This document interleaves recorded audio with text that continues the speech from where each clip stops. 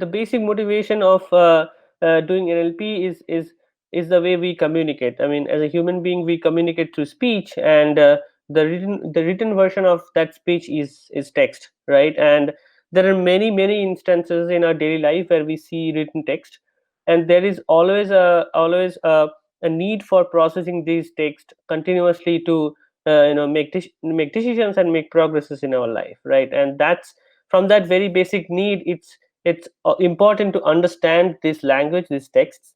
And there are many processes which we we can't do well at scale, or maybe we take more time to do, and people thought that machine could just easily do those processes, and take away the load from us. And that is basically the main objective of doing natural language processing. Some of the very common examples would be, understanding reviews in Amazon. We do it every time whenever we want to buy something. We go through it, long list of reviews, and still a painful process, and we don't know what's the summary of all of it. So imagine there is a machine who can read all the reviews and actually can remember all the reviews and give you the snippets of the whole thing. Is definitely going to be very useful. Similarly, it could something like a dialogue system like Alexa or Siri, which interacts with a human using natural language. Those systems are already in use, and we know how it is changing our daily life. The history of natural language processing per se, or computational linguistic, is pretty long. I mean, people have been trying to understand natural languages because it has a very structured representation internally. You can treat a language is basically formed on top of a grammar, and people have been working on this kind of languages. Even think about programming languages are kind of languages, but they're not natural languages, but they follow the similar setup of these natural languages, whereas natural language is a little more complex and ambiguous. And there have been significant work that has been done on establishing understanding this grammar, and then how could you parse a sentence, parse a natural language with a very structured, dedicated manner. At times it was like a deterministic algorithms, like rule based algorithms. So you come up with rules which works most of the cases but may not work in edge cases, right? And then I think around like even 10 years back, around like 2005 to 2010, when the rise of probabilistic learning and some of the probabilistic model that came into the machine learning community, people have used those as well in the language understanding. So there are lots of probabilistic models that are there for long. For a very simple example is topic models, as we call it in data science. So it's basically given a bunch of documents, you cluster them into the related topic, and the basic foundation of it is actually a probabilistic model, and it's nothing new. It was there for a long time. So people have been trying to use various probabilistic models on these natural languages for a long time. I think what was the crux of the flourish of this natural language processing as we see it today is basically able to synthesizes language in a form that you can pass it to any kind of statistical model. So for example, what I'm saying is, again using some technical term, is extracting features. So extracting features from text was tricky, which was not as tricky in the case of computer vision, because image processing was there for a long period of time, and people have been working on that. So so so so all of that, so the when this deep learning and neural network was actually possible, people took out computer vision as an application where they could start with, and they show that there is amazing promises that are there if you could actually use these models to solve those computer vision problems. So I think NLP was almost in a lag of 2-3 years of all of those advances. So uh, but people somehow actually came up with ideas in a way that it makes sense to represent text in a continuous fashion. For example, I think some of the groundbreaking works would be coming up with word embeddings, etc. And that really enabled all of the researchers to use all of these models that people are using in computer vision or even in normal machine learning to apply in NLP. And then we saw like a great success, almost like 5 6 years continuing now. When these textual data are gathered or scraped or crawled from somewhere, the way they are presented to us is kind of different. Mm, for example, it's little bit non-uniform as compared to images, because images you can think of is still like a set of pixels and presented in a rectangular fashion or a 3D fashion, but you may not even get textual data in that uniform format always. For example, if you're scraping a website, then there would be, like, for example, HTML tags or some unwanted information which you don't want. For example, you are just scrolling a Wikipedia page, there could be headers, there could be other HTML tags, links, which probably are not important for your application, right? So I think some of the basic pre-processing steps are that include these removing these kind of tags or any unrelated information that you don't want that uh, to go in your system. And people do it in in a pretty much deterministic fashion. So you already have a pre-populated list of such tags or rules, that this is how it looks like, so you just apply that to remove all of those noises. That is like a very common pre-processing step that you might need to use when you are gathering some raw data and doing some processing. If you are using like a common data set that is already available, then most of these pre-processing steps are done. So that is a cleaning process, I would say. But even after that, when you have like a normal text like a sentence, there might be some other processing step you may want to do. For example, uh, one of the very important thing is tokenization. So that's basically when you have a sentence, it's like a complete string, but you want to break it to words. So right, so that's called word tokenization. Or you may want to break it to at the letters level, so it's called later tokenization, etc. Or character tokenization, to be specific. So these are the tokenization scheme. Depending on your application, you might want to do, and this is often super required when you are creating a word level model. And there are some other steps that are often required but may not be necessary. Something called stemming. It's basically representing words to one of its core form. For example, let's say if you have a word called sheeps, and the word called sheep, and they mean the same thing contextually, but it's just the plural form of it, the other one. So you may but if you just throw these two words to the computer, it will treat them as a separate word because it doesn't understand. So you might want to break the sheep to its core form, that is sheep, and treat these two words as the same. So that's the process. It's a mix of both stemming and lemmatization. I don't want to go in much deeper into that, but you understand the idea. So if you want to do this kind of processing, then you also do this stemming and so these are the very common and probably more or less like an exhaustive step, like list of pre-processing steps that you might need to do. Again, I want to draw a parallel from computer vision because it's always easy to understand and visualize. So imagine when you see an image and show it to a computer, is nothing but a matrix, and it's a matrix of pixel values, right? So immediately when you actually load an image to any of your to your machine, it's already perceived as some of the data structure that it understands, which is like a matrix of some values, right? But now I think the similar idea comes to our mind that, okay, when I have a text, how do I represent it into some numerical form? And that and I mean, you could, of course, the idea comes from the vision that, okay, if you could represent the image as a matrix, why don't you represent the text as something related to like a matrix or a vector, right? So that's basically from the idea comes of word embeddings. It's basically a vector representations of each word, and these vectors can have real numbers, and each word has its own embedding, unique embedding, and that's it. So that once you have a sentence, you can easily replace. And let's say you have done tokenization, so now you have a list of words. You can pretty easily convert that to a list of vectors, and now it looks like a matrix or like a vector of vectors, and you can easily pass that to a machine to make it understand. Now for an image, it's easy because it's one to one. You just load it. The pixel values are nothing but the brightness or whatever of the particular channel, right? So the pixel values ranging from 0 to 25. But for text, we don't have a one-to-one notion of that. So how do you get these real numbers? So then there are people have come up with various techniques that constrain this number to be meaningful. For example, they say that, okay, when I read a language, I know that good and awesome, these two words are kind of connoted a positive sense. So these two words in some of our mind space, or some, or rather in the embedding space or in that vector space, should be pretty close.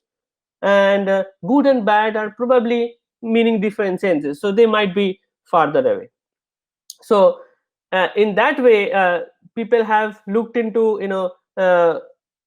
like a lot of text. Let's say they looked into all the text that are present in web, and they basically found out that which words co-occur and which words don't.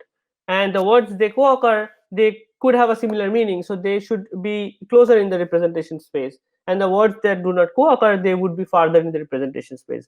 And that's basically a constraint optimization problem people have solved. So they start with completely random numbers for all the words, and they solve this constraint optimization problem to reach a case where words that co-occur should be closer and words that do not co-occur should be farther away. And all of these real values for these embeddings are the parameters of that optimization process. So you start with random and slowly learn these values in a way that in that space this constraint is followed. So that is how the word embedding is constructed from a very high level. Hard to say. I mean, we don't say it's all, because I think human perception. I mean, the way we perceive anything is still not captured by these models, and especially for NLP, it's very brittle. So you build your model on a certain data, and you want to use that model in another data set. It doesn't work. It just doesn't work because there are so much nuances that are present in this data distribution that most of these models really cannot capture. So generalization is a huge problem in NLP. I'm actually answering your question in an opposite manner than what is not solved. So, but I want to say that because there are a lot of misconceptions people have that okay, Siri works, so dialogue system is solved. And that's not really true. And I think all of these depends on, case to case basis, or use, like based on the cases, right? So I would say that we really made a lot of progress on understanding text. I would say that uh, many a cases when humans give a text to a machine, or you say something to a machine can understand to some extent of that. For example, it can understand reviews and say that, okay, this reviews looks positive or this reviews looks negative. So that kind of sentiment understanding is there. Similarly, uh, like you have a reviews from one product and you have a reviews for another product, so machine might be able to tell you that, okay, this is for a TV and this is for a mobile, for example. So this kind of understanding is there, and machine can perform pretty well. But again, the problem is that we can only do well in domains that have a lot of data or we see in daily uses. So e-commerce is one where we have a lot of data and it's open in public, so you can train like a nice models on that. News are some of the data, are one domain where you can train models or build models on that. But for example, domains like healthcare, where you don't really have like a lot of public data, then understanding clinical text is really a problem. I don't think there are very few models which can actually understand this clinical text properly. Or for example, legal text is very hard to understand, and you need very specific models. So I would say that we have made progress in language understanding, and then there are still some of the research progress that has been done in last 2 years that improve this generalization performance. So you do not really need to build like a lot of models for each of these applications or each of these domains. You can have one big model and just do a little bit of we call fine tuning, and treat these words just like as an English word, that you really fine tune that model to make it work in some application. So that in that way we have done a good progress. And I would say that we really need to go a long way now. But yeah, I think I already briefly talked about the problem that these NLP models were facing in general, like generalization, right? So you have to, like, let's say you built a sentiment classification model on reviews, that will not work on some tweets, for example, or some other domain, right? So in the attempt of making a model that understands the semantics of the language so well that when you apply it in on a particular domain, it just needs to learn the intricacies of that domain, and that's it. So What previously what was happening, that models were trying to understand the natural language as well as the intricacies of the reviews together. When you are applying or training a model on Twitter, it's again trying to learn the language and as well as the intricacies of that domain together. So it's like a lot of a load, like a technical load that you are giving to the model, that you understand both and then you perform well. Um, and that's basically where this generalization problems comes, because this learning is are so intertwined that and they are so well trained on a particular domain that you cannot apply on the other domain. We didn't want that, and people have been trying to come up with like a mm, again, it's like a pre-training strip. So when you finally apply something on your domain, before that, can you already learn something from so much data we have around, and have already, like, let's say 50% or 60% training done. So then you just need to do some bit of fine tuning. Again, treat this word as a English word on your application, right? So I think people have been trying to do that, and there are a couple of works that have been progressing one top of the other. So people have come up with contextualized word embedding. So one word can have many meanings, and based on the context it can change the meaning.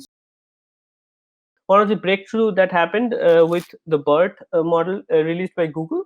So it's something called the technique they have used is something called self supervision. So a model that do not require parallel data or tagged data as it needs in supervised learning, but you can really come up with certain supervision from the data from the untagged data itself. For example, you can just say that, okay, I'm giving you a sentence and I'll be dropping one or two words from this sentence. Can you predict this? Can you predict those words? What I've marked out.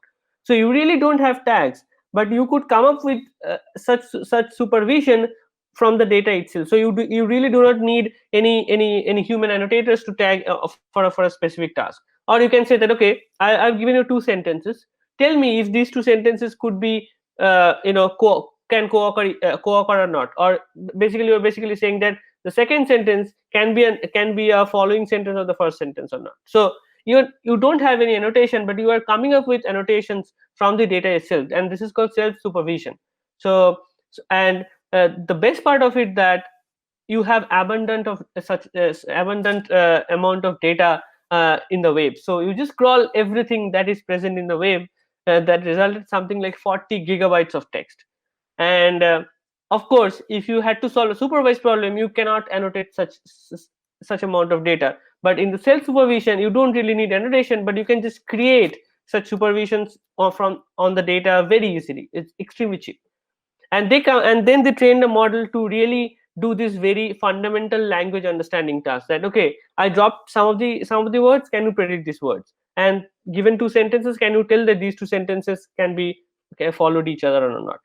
And and then they throw out a lot of parameters. So you have a lot of parameters which can learn all these nuances. You have a lot of data, and you have two very basic language understanding tasks. And the result of it is a model that actually learned the language very well. So it learned the semantic representations of these languages, meanings of words in different contexts. Everything is already very well learned in this huge model. And then they actually showed that if you take this model and take your data set, freeze the model, just add a little bit of parameters on top of it, and fine tune this big model with those little bit of parameters on your data set, it works well. It works amazingly, because you already have learned so much about the language.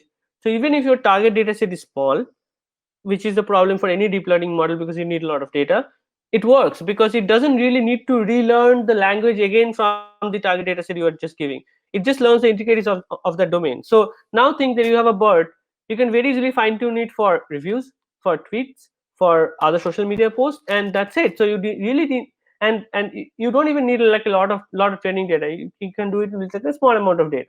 So that really revolutionized NLP in a way, and especially for the language understanding, that well, now we have a model, we can have a pretty warm start, or even like in a hot start, I would rather say, that you already learn like 60 or 80% of the language intricacies. You just fine tune on your domain, and I think that's like a huge breakthrough.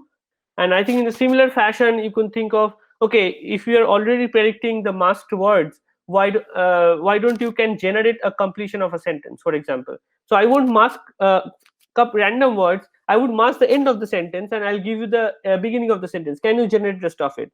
And that becomes GPT-2. That is basically a model. It can generate text out of the random. uh, so it goes into the subtask of generation. So BERT was more of a language understanding, like you give some language it understands well, and GPT is more of like a language generation. So give something, it generates something. Language generation is very hard because uh, evaluating language generation generative models are very hard. You don't know what is a good text, right text, because you don't have many times you don't have good parallel corpus to it. So I am not going into it, but I think BERT is a very useful model to start with if you think about the state of the art. And yeah, that really revolutionized the NLP community. I think if you think about language understanding, there are a couple of subtasks which are pretty important. I think classification is one. Various kind of classifications people do to classify a piece of text. Then it comes information extraction. It's still a huge like it still draws like a huge amount of submissions in all of these top 10 NLP conferences. It's probably always like top two or top three subtasks. It's basically extracting information from a piece of text, and you can think of many applications of it. For example, extracting names, organization names, etc., from Wikipedia page. So it could be anything. So information extraction is one of the subtasks that is very popular. uh, and I think then it comes which become extremely popular is kind of a generation task, but it's still considered as separate, that is machine translation. And I think machine translation is well solved, I would say, at least for some of the richer languages that have a lot of parallel data, and people have been doing a lot of work on low resource languages as well. So machine translation is one of the very important tasks that was, and it's still very relevant to the industry right now. I think later it came even more complex language understanding tasks such as question answering. For example, given a paragraph and a question, you find out the answer from the paragraph.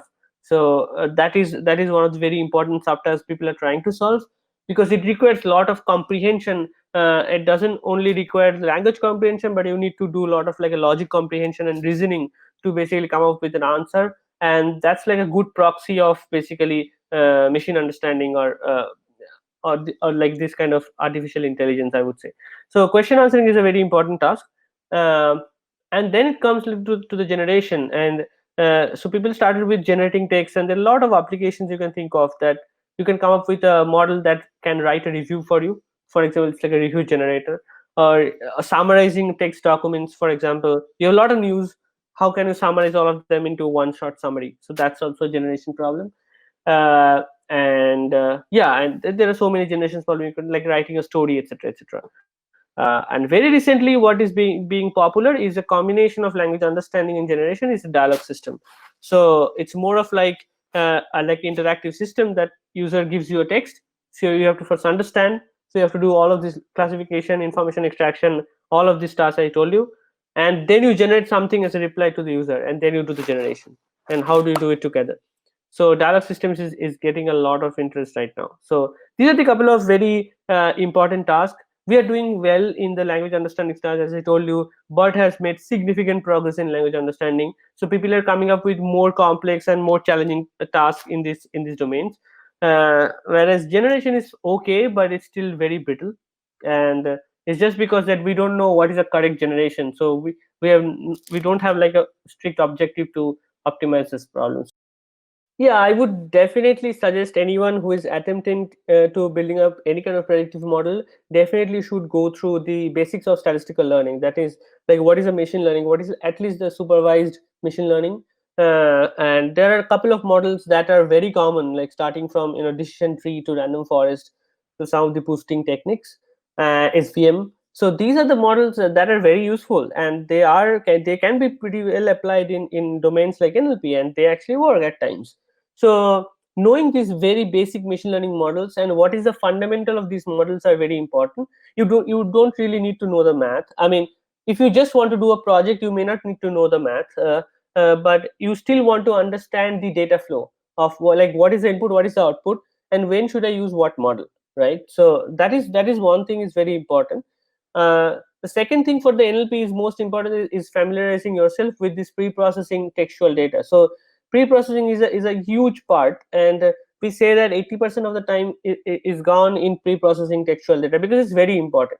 And most of the time, if you don't do pre-processing well, then there could be a lot of noise which the model cannot understand. So you really need to know the very basic pre-processing steps I said. So you know the very basic machine learning models, like 5, 6, 10. It's not super hard. You can just read our book. Our book doesn't cover the machine learning models as per se, but there are lots of blogs around. You could learn these machine learning models, very nice books. You could learn, then you come to the text. Specifically for the text, you learn these pre-processing steps. That's in our book, in a proper detail, and without theoretical jugglery. We explain that what needs to be done when. So that is something you need to know. So once you know the pre-processing step, and then some bit of feature engineering for text, then you are almost well equipped to build a model. Now, if that model would be the state of the art model, no, maybe not, because it's really a simple model, but that might really work well in an industrial setting. For example, you are trying to solve a problem, you have some data set, you don't really need a state of the art model right away.